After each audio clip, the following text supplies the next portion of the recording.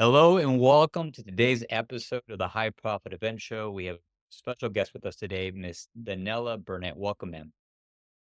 I'm so glad to be here, Rudy. Yes, glad to have you here. And I know we've been going back and forth to pin down a time, and I think the wait is worth it for our audience who's just now getting to meet you for the first time.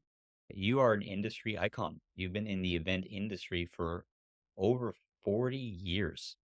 From a variety of experiences from hospitality through running large events that do 7 figures plus. In fact, you have a Rolodex of clients that you worked with from 4 figures all the way up to 8 figures over the years, and today you're gonna share with us your proven process to generate 6 figures in 6 steps. So I am so, so excited to have you here with us.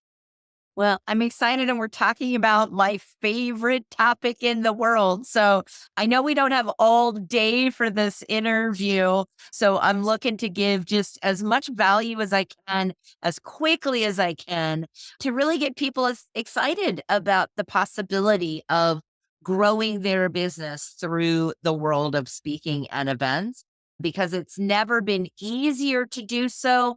And we have challenges today that were not our challenges even last year. It is a very quickly evolving industry and I absolutely love it. So I've been doing it for a long time and it's been an amazing evolution. Like it's pretty awesome. Yeah, I mean, you've impacted thousands of lives and millions of dollars of revenues generated from event and stages that you created or put your clients on. So yeah, very, very excited to learn from you today. Since we only have a short period of time, perhaps we can jump right into your framework, 6 steps to 6 figures. I am very excited to hear this from you. Awesome, awesome. Well, when you're planning something, and I'll go back to my early days. I didn't start doing big 6 and 7-figure events. I started catering and in hospitality, and some of my early planning was in the personal space and the wedding space. And when I would work with brides, they may have a vision for what they want their event to be like and what they want their wedding to be like. In fact, they may have dreamed about that event for decades, but it doesn't mean they know the decisions that have to be made in order to get that outcome. And that's frequently what I also see in the business space. You may have a vision for the experience you want your audience to have, the vision for how this is going to impact your business. Very likely, if you're an entrepreneur or a coach, you have an offer that you would like to make at that event, and you want the event to lead to that audience saying, yes, I want more. I want to continue the conversation. I want to move further down the path with you. And so you might have a vision for what that looks like at the end, but no idea about the decisions to get there. And so one of the things that I put together, and I realized this was the way that we worked with our very high level clients, that we were doing everything side by side with them. It was also the way I talked about events. It was the way it made sense for events for me, whether it was personal or professional. And so I came up with this framework that is the super simple way to think about how do you make those decisions in the right order? How do you really have that end in mind and reverse engineer in the right order so that you make the right decisions and you get the outcome that you're looking for? So we have now used this framework to teach in boot camps. We've used this framework in a course. We've used this framework literally side by side with our high end clients who are generating 6 and 7 figures from their events. So I'm excited to share this with your audience. And that number one is that vision. What is the end in mind? When you get in the car and you have a destination to go to, if you don't type in the right address in the GPS, you're not likely to get there.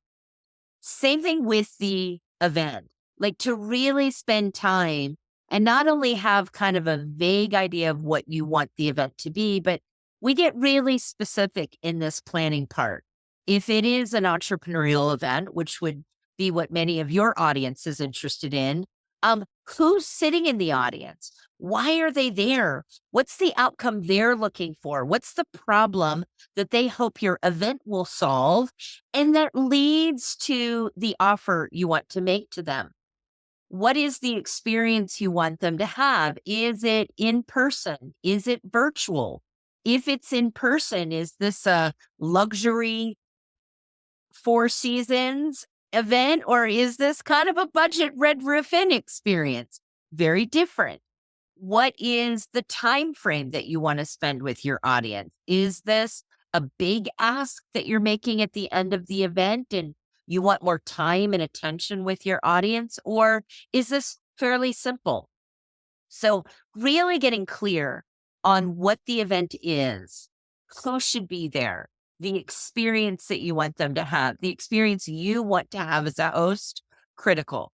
Because if we don't know what that destination is, we might make some decisions that take us off course. So that's number one, the end in mind.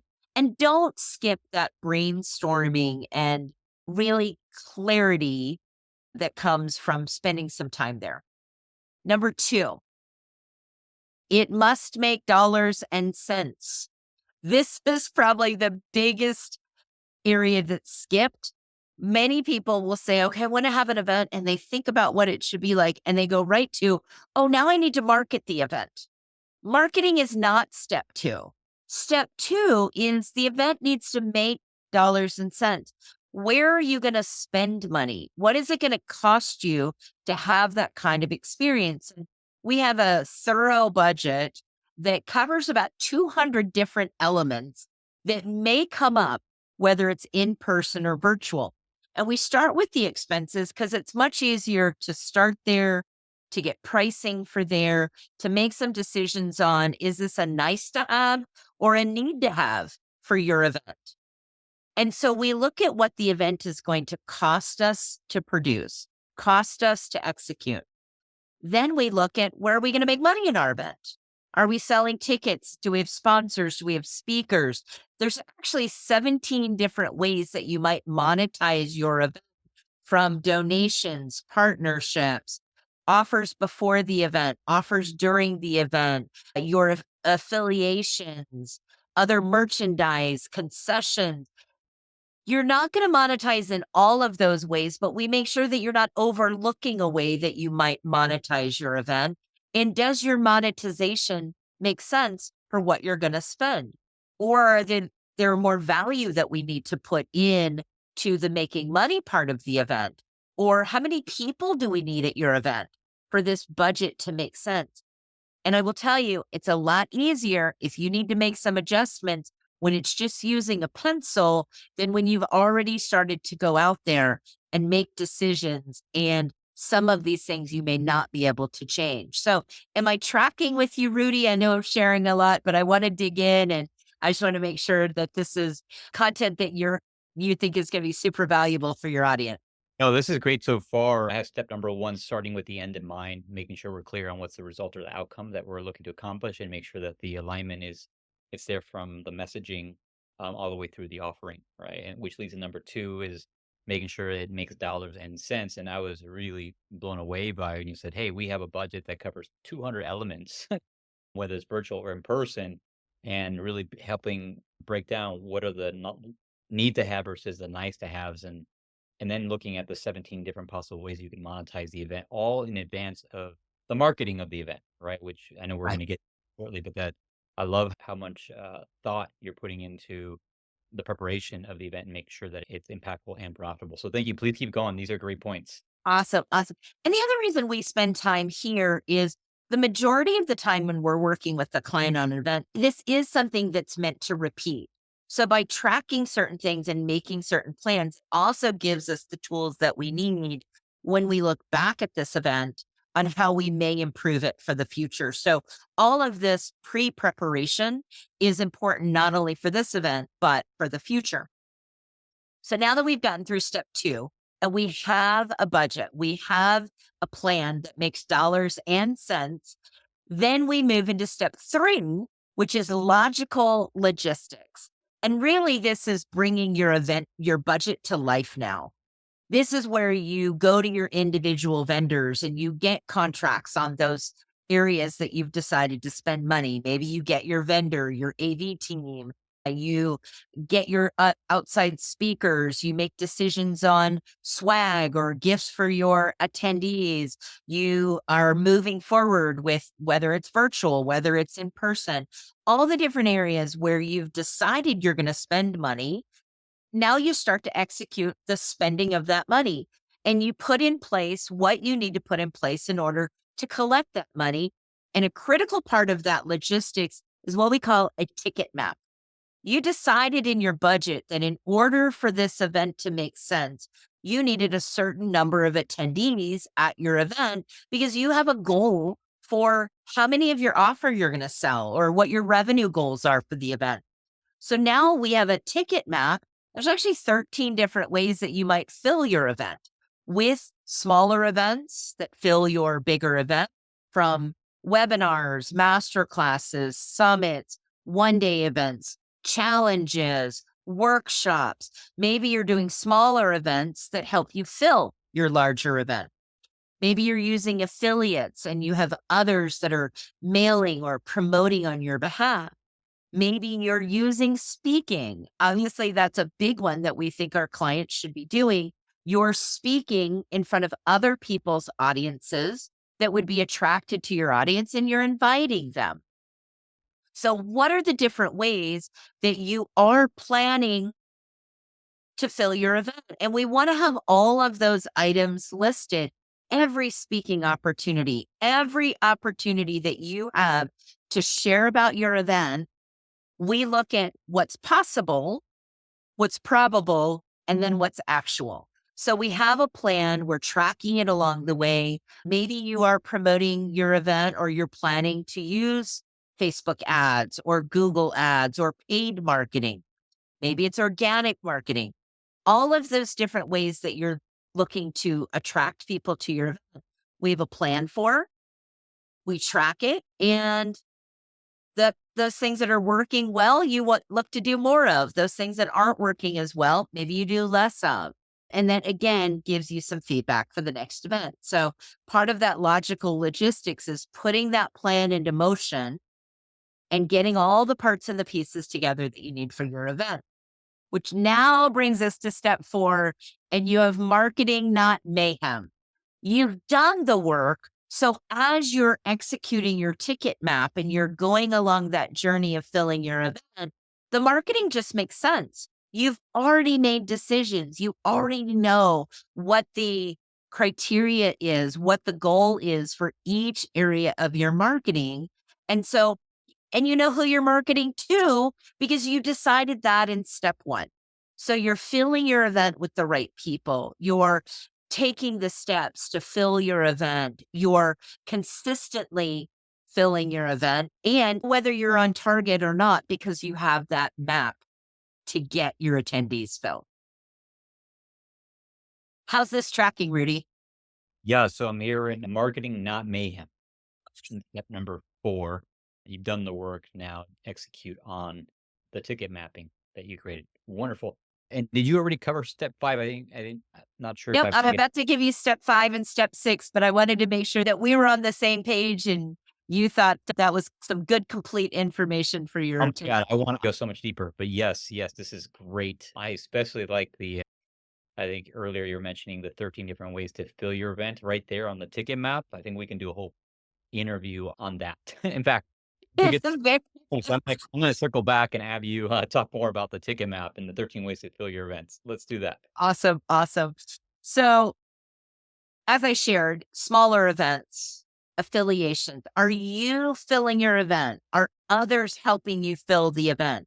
These are the decisions that you want to make before you move into marketing. If you're using paid marketing, that budget needs to be part of your budget. So that's why all of that needs to be planned out before you start executing it.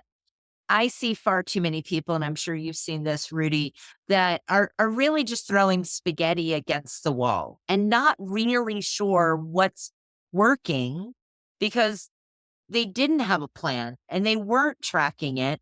And you don't know how many people are going to be at your event. Well, That's stressful and that's not super effective. By making the plan and having the way to track it, you can see maybe you've got some amazing affiliates and they're filling the event really nicely. Well, maybe you can cut back on some of your advertising, or maybe you lean in, but now you plan for an event that's bigger. Or maybe you see that a particular speaking event that you thought was going to be filled with your ideal audience, maybe your ideal audience wasn't there and that wasn't a great opportunity. Well, now you know you can look for more speaking opportunities or make the adjustments in your budget, your ticket map along the way. What we try to avoid are those last minute surprises and Hail Marys to fill your event. Rarely do they work, and it's super, super stressful. So, some of our clients, one of my favorite ways to fill an event today when we're talking about like filling a 3-day high ticket offer event is to run a summit or to run masterclasses and work with affiliates. I like a lot of opportunities that are not, I'm not a huge fan of ads. Ads can work and they can be super expensive. If you are going to use paid advertising, it's often more effective and more economical if you're inviting people into a free, smaller event where you then invite them to spend 2 or 3 days with you. So if you're going to use paid advertising, you want to host a masterclass or a webinar or a summit or a challenge, something that you can invite people into that's either free or low cost, where you then sell them a ticket, actually sell them, upsell them to a VIP experience or another way that will help offset some of those ad costs. But having that plan and sticking to that plan and tracking that plan is super, super important. And if you are filling your event and it's the timing is a little bit distant from your event, you may also want to have some smaller events that keep your audience warm and engaged and ready to spend more time with you. So that's all a real critical part of the planning. And then step 5, execute your event with excellence. You've done great work to this point. Make sure you have team and technology that's really going to support you as the event host. This is another area that we've sometimes seen event hosts shortchange themselves by not having team and technology around them that really allows them to do what they need to do at that time, which is be present for your audience, be there for your attendee, and make sure you've got other people that are taking care of things that happen in the background, whether it's helping people get logged on or helping people with their money, or if it's on site, helping the person who has a gluten allergy. I mean, you don't want to get caught up in that minutia. You want to take care of what you need to from the stage. So make sure you've set yourself up for success to really execute that event well, whether it's virtual, whether it's in person, having the right team and the right technology around you so that you can really execute your event and go back to that vision and be super pleased with the event that you have. And then step 6, we've all heard the fortunes and the follow up. So obviously in the sales, you want to follow up, but also follow up by doing a debrief on your event. What went incredibly well? What needs a little bit more work? What looked good on paper but might need to be rethought? We like to call those the do overs, the do agains, and the do nevers. Maybe you had an outside speaker that you thought would be a great fit for your event, and it wasn't a great fit. Maybe some of that marketing, maybe some of your pre preparation you need to give a little more time or attention to. So we want to make sure that each event you do is both your best event and your worst event. Best because you put the right planning into it. And we know there's always room for improvement. So we like to make sure that we put that button on an event so that the next time we do that event, it can be even bigger and better. Wow. Okay. Yes. Step number 5, execute your event with excellence with team and technology. And 6, debrief your event. What worked well or needs more work? The do-overs, do-agains, or do-nevers. Wow, this is phenomenal. 6 steps to six-figure plus event. I think this is probably one of the most value-packed 20-minute segments we've ever had on our shows here. Thank you, Danella. This has been excellent, excellent, excellent. Goodness, I have many questions to ask you on this. Maybe we need to do a part 2 to today's Well, interview. one of the things that I skipped that really could be its own part two is we have a 5P framework for how you put your content into that executing with excellence so that your buyer is ready to say yes. And that's its own topic. So I can share the 5Ps, but I don't know how much time we have to go deeply into it. But yeah, I could talk about this for hours, Rudy. Yes. That I know. Well, I do also know that you have some resources available for our audience for that want to go deeper. In fact, I think you have an event coming up in the near future, depending on when they hear this recording. How about we talk about that? Because I want to give people the opportunity to learn more from you and go deeper with you if possible. So, can you tell us about what the event is that you're hosting? Yeah, so March 5th and March 5th through the 7th of 2025. So if you hear this broadcast before then, I would love to invite you to the six-figure event mastery boot camp. 3 days talking about what Rudy and I really just scratched the surface of. I'm actually doing this event with another co-host with Steve Erickson of Event Raptor. If you're not familiar with that, Event Raptor is a platform that allows you to do summits quite easily. As I mentioned here, doing an event that's going to broaden your reach, bring new people into your world so that you can invite them into your enrollment event is one great way to execute your ticket map. So I call a summit to a 3 day a 1-2 punch. A well executed summit that attracts the audience that you want to have at your 3 day event, that you really pour into, that you really give exceptional value, and you give them that opportunity to work with you, to get accountability, to get services, to get coaching, to get more done, to get to those promises of your high ticket offer.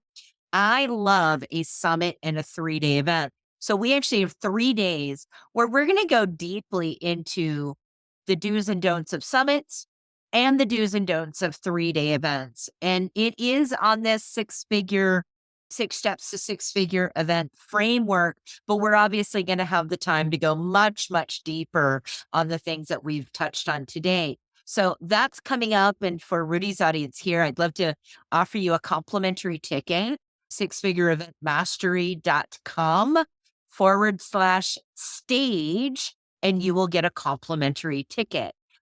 If you don't hear this before March 5th through the 7th, there's also another resource, 6 steps, six-figure events with the number 6 as the number, 6 steps, sixfigureevent.com, and you can get a resource that goes along with this teaching. Perfect. Thank you so much, Danelle. That's perfect. And we're going to include those links here in our show notes as well. So just somewhere near this video recording, you should be able to find the link to the event or the resource, 6 steps, to six-figure events as well. And I believe you have also a visual, like a PDF of some sort. Do they get access to that as well when they go to the link? If you come to the event, we have a ton of resources that we're going to share during the event, including that budget that I talked about with all of those different things, down to postage stamps that you have to just be aware of. Doesn't mean you're going to spend your money 200 ways, but I want you to know that each of those 200 ways might have an impact on your event.